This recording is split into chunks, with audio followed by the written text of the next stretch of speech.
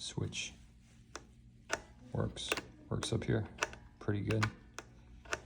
And then take it to the bottom, it doesn't really click.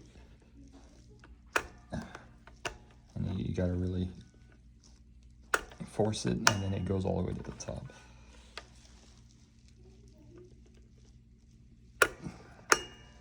So if you put it down here, it's very stuck, stiff.